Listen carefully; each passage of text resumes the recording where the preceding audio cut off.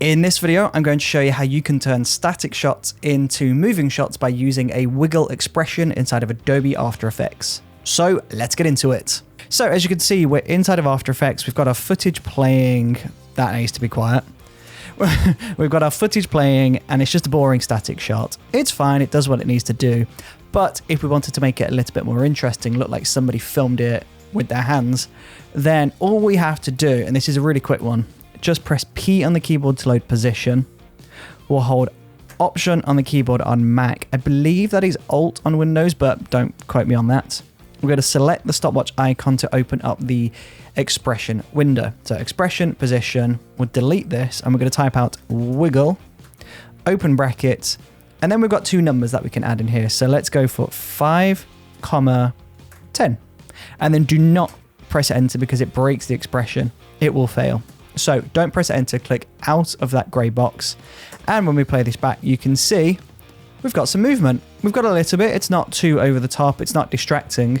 If we did want to make it distracting though, then we could change these numbers. Let's go 50 and 100. As you can see, it's doing a lot. So let's change. So 50 and 1. So as you can see, by doing this, if we zoom into the edge here, you can see the first number is corresponding to the speed, but it's not moving around a lot. So the first number is going to be how intense the movement is, so how fast it's going to go. And then the second number, if we flip that, so we'll go 1 and 50, you can see the second one is going to move around a lot, but it's quite slow. So if we combine these numbers, you can adjust this the way that you want. So we can say we want faster movement with a decent amount of movement. You can see that's probably a bit too much. So there's too much movement for the speed. So let's go 3 and 20. As you can see, I'd argue that there's still just a pinch too much. So let's pull that down. Let's go 3 and 10. And I think that looks pretty good. Personally, I really like that. It's not too distracting. It's giving it a little bit of interesting camera movement and it's just tying everything together. Of course, though, if we turn on the transparency grid, you can see we're actually showing off the background. So it doesn't matter too much in my example because it's a dark background anyway. You're not going to see that black background bleeding through too much. But if this was a brighter color, you would see that background appearing. So to fix that, there's one of two things you can do. You can press S on that video, increase the scale up to 102 or 103, and you're not going to see the edges because we've just increased.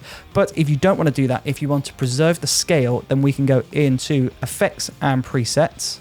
Let's go into Motion Tile in Effects and Presets.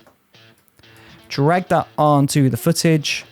And we can change the output width to around 130, the output height to around 130. We'll mirror the edges. And as you can see, it's just going to mirror the edge. So if we pull this down, you can see exactly what it's doing. It's just mirroring the edge. Now, this is a little bit more strenuous on the computer, but it is going to fill in those gaps. That means if we had a lot more movement on the position, then it's just going to fill those in and it's fairly natural. Of course, if you are close to the edge though, then it is going to mirror yourself on the edge and that's going to be really noticeable. But if you're in the center and the edges is quite blurry and not really distracting, then it works really well. So there you go. By using the simple wiggle expression, we've just added some handheld camera movement to this shot and brought it to life. So if you enjoyed watching this video, then please do consider subscribing. 90% of the people that watch this channel do not subscribe. And we have 150,000 subscribers almost. So if you subscribed and everybody else subscribed, would be over 1 million by now. So please, it really does help. That's all I'm going to say. Thank you for watching, and I'll see you on the next video when you're subscribed.